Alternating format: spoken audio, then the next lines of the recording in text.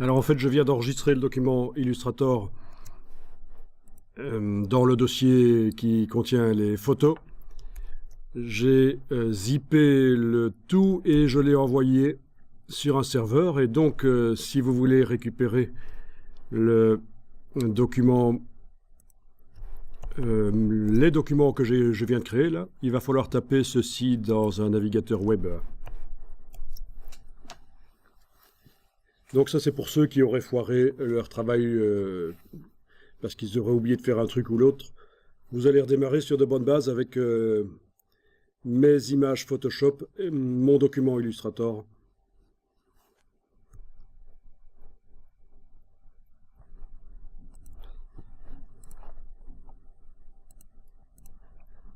Donc dans Illustrator, je vais travailler sur l'image d'en dessous et celle qui correspond donc à la version 2 Photoshop, qui est sur le disque dur. Alors une des choses que je vais faire ici, c'est modifier le seuil pour voir que, avec le panneau vectorisation, je peux déterminer comment les deux nuances, blanche et noire, sont créées ici dans Illustrator. Donc ça sépare les pixels Photoshop en deux grands groupes, ceux qui vont devenir noirs, des vecteurs noirs, et ceux qui vont devenir des vecteurs blancs. C'est le seuil. Et ça, c'est très intéressant. Bien sûr, c'est une manière de contrôler la vectorisation. Une autre manière de contrôler la vectorisation, c'est dans les paramètres avancés. La fidélité au tracé, le nombre d'angles, le flou qu'on peut ajouter. Donc ce sont les trois curseurs qui sont là en fait. Voilà. Ça peut être très intéressant éventuellement de diminuer la fidélité à l'image ou de l'augmenter. Vous avez le nombre d'angles. Donc diminuer le curseur tracé et le nombre d'angles peut être intéressant, ça fait des choses sympas au niveau des formes. Dites-vous bien que, voilà, si vous modifiez la résolution de l'image, ces réglages-ci vont... Si vous modifiez la définition de l'image, excusez-moi, grossière erreur, ce n'est pas la résolution, la définition. Si vous modifiez la définition de l'image dans Photoshop, par image taille de l'image, tous ces petits réglages qu'on est en train de faire là, ils vont être foutus en l'air, hein, donc ils seront plus bons. Donc ça, on le fait une fois qu'on a bien déterminé le nombre de pixels de l'image, la définition dans Photoshop.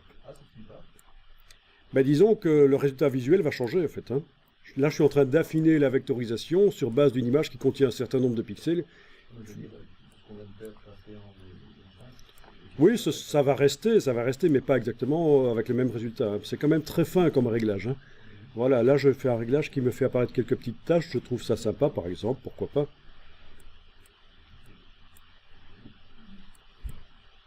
C'est vraiment sur base du nombre de pixels qui se trouve là dans cette image VS2. Par contre, on va pouvoir faire d'autres choses dans Photoshop, on va pouvoir modifier les intensités lumineuses éventuellement. Bon, voilà.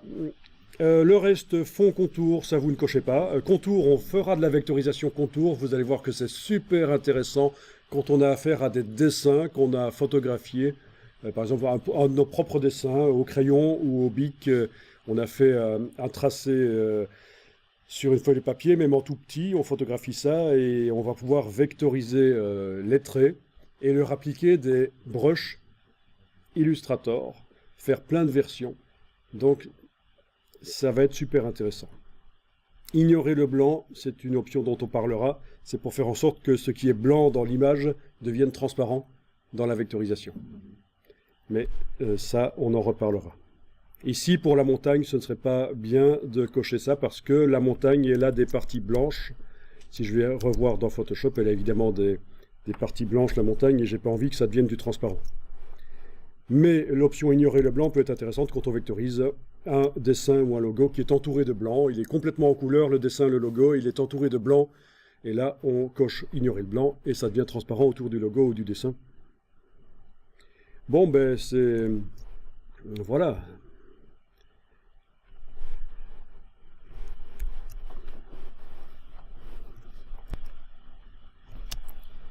Alors, je vais agrandir encore le plan de travail. Je zoome en arrière, je prends l'outil plan de travail et je vais agrandir vers la droite cette fois-ci. Ça n'a pas d'importance, je vous rappelle qu'au final, les éléments, on les amène dans InDesign pour faire la sortie et donc la dimension ici du plan de travail n'a pas d'importance.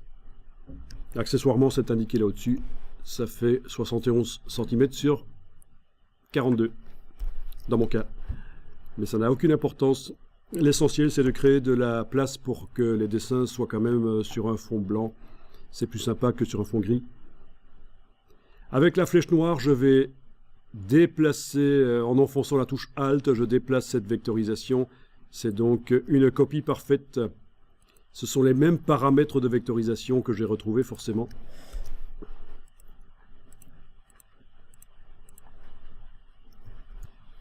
Et ah oui, on voit au fait que quand on passe de l'un à l'autre, ils utilisent la même image.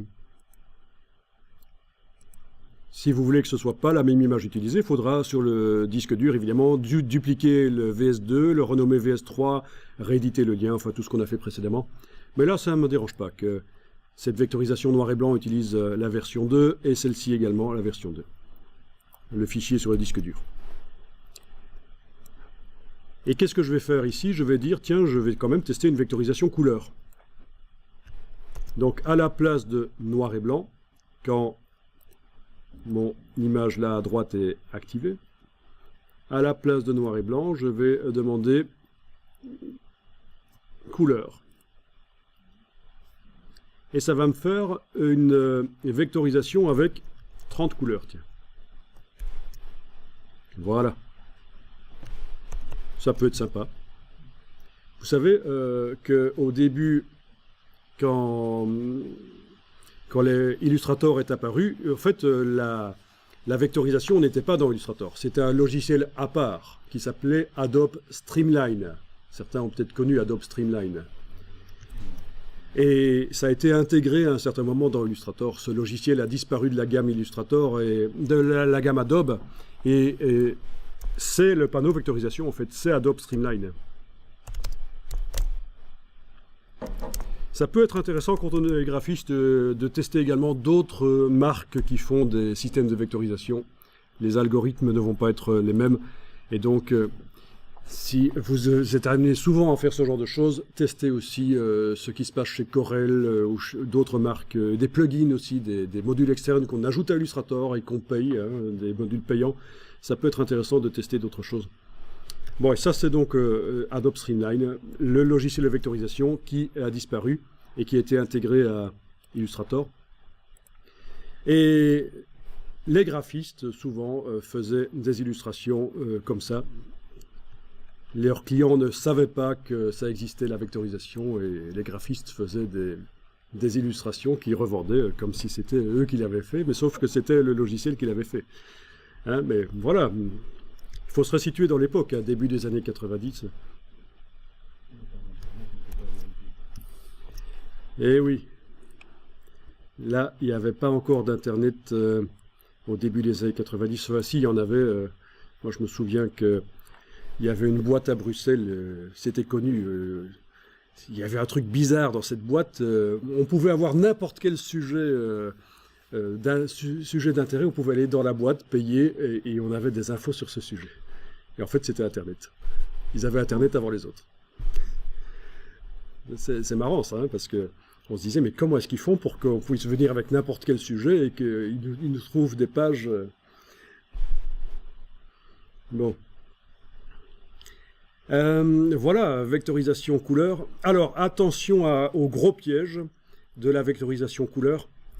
Si vous mettez trop de couleurs, parce qu'on peut normalement augmenter ici, je vais tester, 120, touche tabulation pour valider. Non, ça ne marche pas, on est limité à 30 ici. Ah oui, parce qu'on est en palette de couleurs réduite. Et si on passe à d'autres modes, on va pouvoir augmenter. Si vous travaillez sur une image avec trop de pixels, ça va être vraiment terrible pour votre ordinateur. Hein. C'est vraiment demandeur en ressources. Donc à la place de couleurs réduites, essayons couleurs précises. Oui, on va pouvoir monter, là on est déjà à 100 couleurs. Et le gros piège, c'est que de mettre trop de couleurs, en fait. Vous mettez trop de couleurs dans vos vectorisations, et qu'est-ce qu'on obtient? Ben, un truc qui ressemble à une photo un peu pourrie. Ça n'a aucun intérêt. Oui, mais vous seriez étonné le nombre de gens qui utilisent la vectorisation et qui... Ah, on va faire un truc bien, on va mettre plein de couleurs. Mais sauf que ça ressemble à une photo, quel est l'intérêt? Le but, c'est quand même de faire du graphisme au départ du photo. Hein. D'accord, donc je reviens en couleur réduite ici. Oui, et puis ça va être... il va falloir le pixeliser en plus après pour que ce soit imprimable, parce que trop de vecteurs, ça fait planter... oui. Donc, ce qu'il faut tester, c'est même de réduire le nombre de couleurs. Alors parfois, sur des ordinateurs très lents, vous avez intérêt, pendant que vous modifiez le curseur ici, vous avez intérêt à décocher aperçu. Sinon, chaque fois que vous modifiez un peu la position du curseur, ça recalcule et c'est la cata. Donc là, je vais passer à 12 par exemple. Voilà. 12 y compris le blanc, bien entendu. Hein. C'est 12 couleurs y compris le blanc. Voilà. Alors, les couleurs les moins présentes dans la photo disparaissent. Je vais essayer de taper ici 4 par exemple. Touche tabulation pour valider ce que je viens de taper.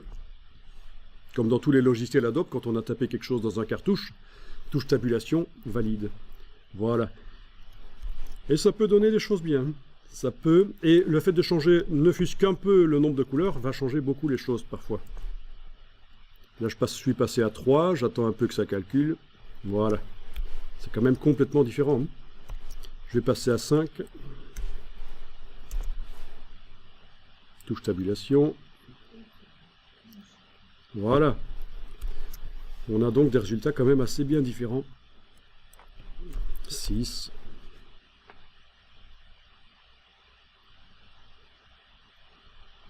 Ok. Ça, c'est 6 couleurs.